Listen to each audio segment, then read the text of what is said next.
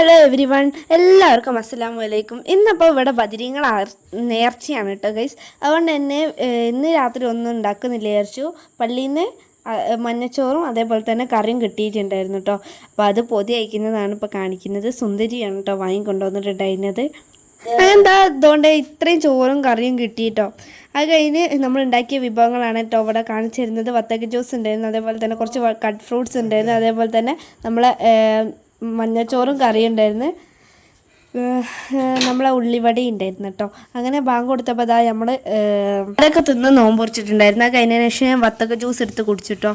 വത്തക്ക ജ്യൂസ് മസ്റ്റാണ് കഴിച്ചത്. അത് കഴിഞ്ഞതിന് ശേഷം ഒരു വത്തക്ക മുറിച്ചിട്ട് തിന്ന് അങ്ങനെ കഴിച്ച് ഞാൻ പിന്നെ ഉള്ളിവട എടുത്ത് തിന്നിട്ടുണ്ടായിരുന്നു കേട്ടോ.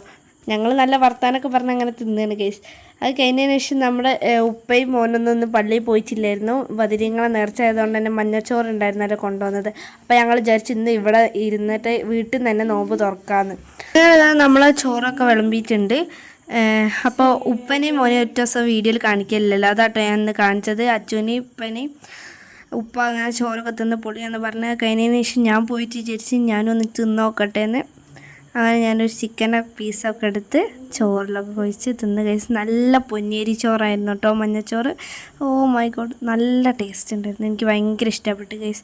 അപ്പോൾ നമ്മൾ ഇന്നത്തെ നോമ്പുതുറ വിശേഷങ്ങൾ ഇത്രയേ ഉള്ളൂ ഗൈസ്. ഇതുവരെ നമ്മളെ സപ്പോർട്ട് ചെയ്യാതെ വീഡിയോ കാണുന്ന ആൾക്കാരൊക്കെ സപ്പോർട്ട് ചെയ്യുക, സബ്സ്ക്രൈബ് ചെയ്യുക, ലൈക്ക് ചെയ്യുക, കമൻറ്റ് ചെയ്യുക. അപ്പോൾ okay, tata, bye bye, see U.